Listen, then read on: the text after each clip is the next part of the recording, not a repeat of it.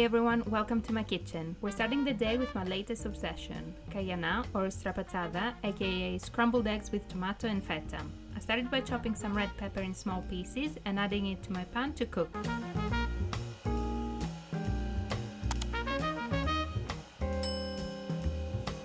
While the pepper is cooking, I chopped a couple of tomatoes using my food chopper.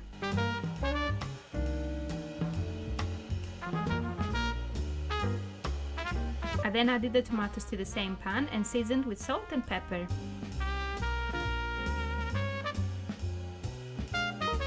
While the tomatoes were cooking, I grabbed some eggs and egg whites. I cracked 2 eggs in a bowl and added a bit of egg whites as well to increase the volume and the protein.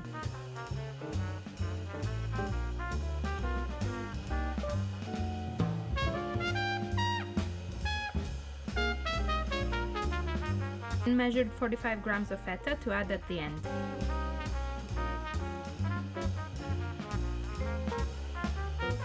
Once the tomato was cooked, I added the egg mixture and mixed everything around.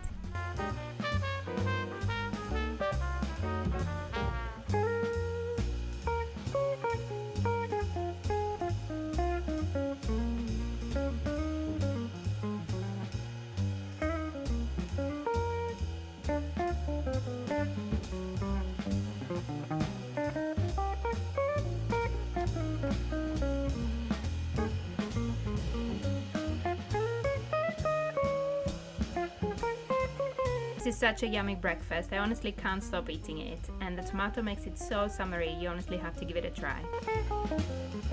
For lunch I had made a chicken and orzo bake from the day before, and this recipe couldn't be easier. I just added a packet of frozen Mediterranean veg in a pan, some chicken thighs and some orzo pasta.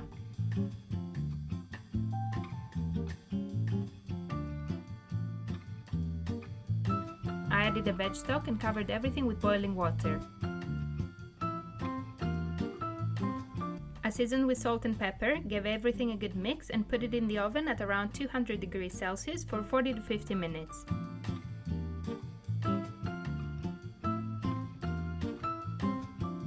Halfway through cooking, I took it out of the oven and gave everything a good mix to make sure everything cooks evenly. You might also need to add more water if the orzo has absorbed it all.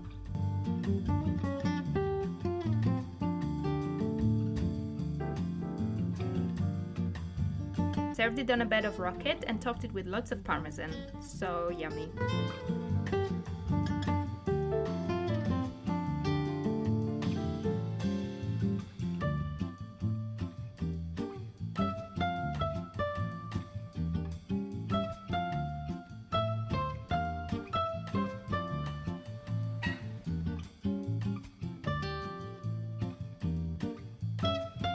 I'm happy. It's very good. Oh my god, I'm gonna have a Coke as well. There is something about Coca-Cola and pasta, it works. I'm gonna go have it. And parmesan as well, don't skip the parmesan. For a light dessert, I grabbed some Greek yogurt, a meringue, my homemade berry jam and some strawberries. I added some strawberries in my bowl and then layered it with some Greek yogurt, my jam, and topped everything with a meringue shell. It's such a yummy and quick dessert. It's perfect for when you want something sweet after your lunch or your dinner.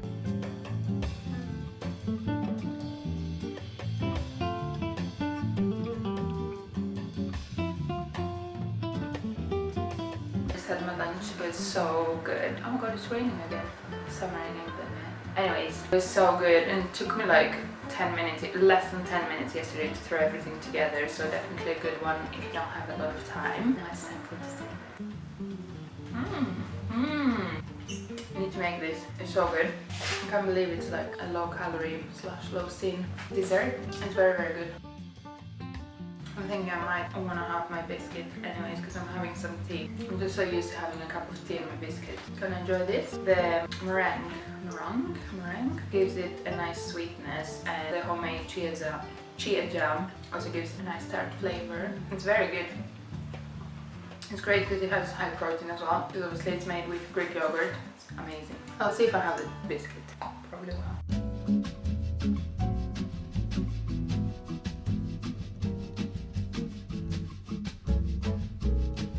And then for dinner I had a burger with a grilled chicken breast, which was so tasty. And a bit of chocolate to finish off this yummy day.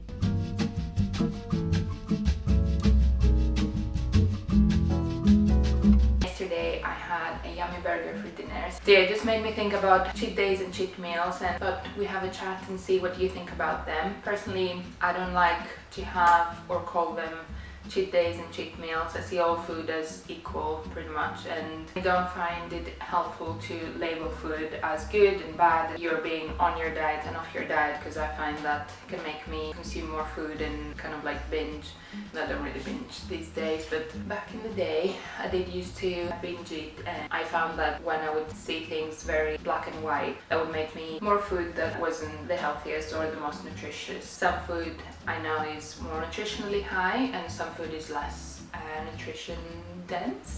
nutritionally dense. So obviously for a healthy body and for me to feel good, common sense to have more fruits and vegetables and things that are full of fiber and protein. But I find that if I limit myself and I say I can't have this because I'm on a diet, I find that that's all I think about. So if I say to myself I can have that on a Sunday at lunchtime, all of the week I'll be thinking when Sunday coming so I can have that thing. So now, even though I'm trying to lose weight and I'm following Slimmy World, I don't think, oh, I can't have that ever. If I fancy something, even if it's above the sin allowance or above your calories if you're calorie counting, I'll still have it, because if my body's craving it and my mind is craving it, I don't think it's worth obsessing over. I'm just gonna have it and move on with my life. So yesterday I had a burger. I really enjoyed it. I had a chicken breast burger because I just fancied it more. I thought it'd be nice and light, and obviously it's a burger so it's not light, but whereas back in the day I would say, oh, my diet is ruined, I might as well have chocolate and ice cream and a crepe. Everything else I can't